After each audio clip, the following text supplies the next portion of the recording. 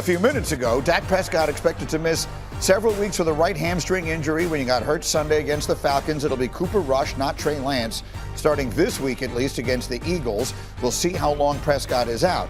Some good news, Adam Schefter says that Micah Parsons could return this week, and as always, Parsons has a lot to say. He struck an optimistic tone on his podcast.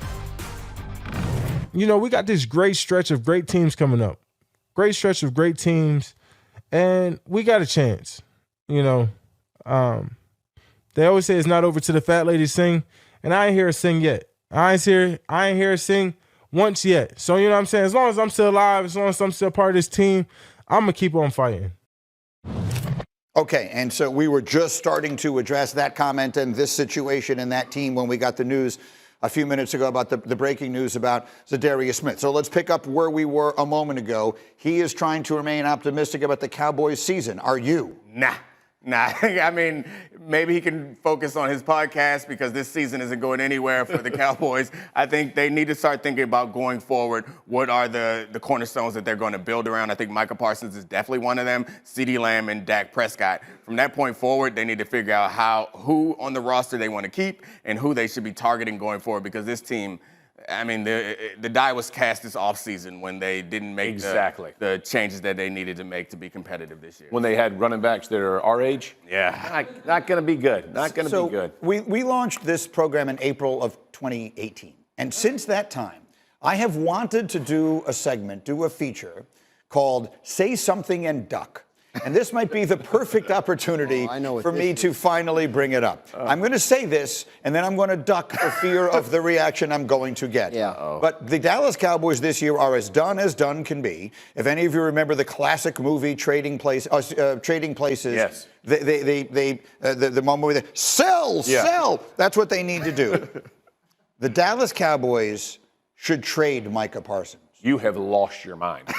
You have way lost your mind. I'm old enough to remember. Oh my word! When they traded Herschel, we're going. Walker, whatever. Herschel, Walker. Okay. Yeah. They got back a king's ransom. Yeah. And Jimmy Johnson built that into a dynasty. Who was that? Who built Johnson. it? Oh, okay. Yes. I don't think Jimmy's coming to save him anymore. No, probably not. Micah Parsons is he is a dude. Okay, there are only so many that God create. He is special. Whatever you think about his podcast, I'm not a fan of any of that kind of stuff. What he says, focus on the game, whatever you want to do.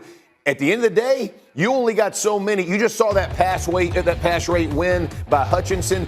Put Micah Parsons somewhere in that kind of category. The dude can get after the quarterback. You don't trade those kind of pieces away. That's not the guy you start with. I'd find out. I mean, find out. What if the offer is insane, right? Like, and you think to yourself, how much appetite do I have if I'm the Cowboys to go through another one of these contract situations like I just did twice this offseason with CeeDee Lamb and Dak Prescott? I think you have to have an honest conversation as an organization. Say, are we going to sign him long term? Here's what it's going to cost. He's going to want to be the highest paid non-quarterback in the entire league. Are we good with that? Yes? Great. Fine. How much is that, by the way? What would that make? Is it 35? 36. 35. Okay, so let's use a round number. 27 or 28? Yeah, I mean, look, I'm not. Here's my thing. You can make the case to sign him long term and build your entire defense around him. That is a good move.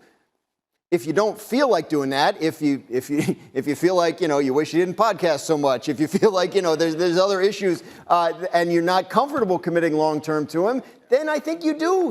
You sort of leak it out there like, hey, call. There's another factor in this. There's another factor in this, and it would involve acknowledging their own mistakes. But the Cowboys have screwed up their salary cap so badly that it was going to require a nuclear option like this to save it. Do you realize that next year they have $125 million tied up in two players, Dak Prescott and CeeDee Lamb? If you add, that's why I was asking you the number. They're built to be restructured. Okay, fine. Right. But still. But that's my point. Now do you want to add a third one? That's what I'm saying. Yeah. You'd be playing with the three of them and then us. I don't think it's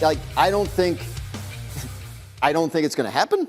I don't think it's the craziest thing that anyone's ever seen. Trade one of them. Listen, man, this is what you understand. Can you trade either of the other two of them? When you said it's going to be them and us, that's the way there's a lot of us's. There's not very many of them. I don't think you understand how impactful a guy like that really is on the entirety of a defense. It matters, and when you get him in the right system, how Dan Quinn was running with him and how you can use this guy. He is just a different level player.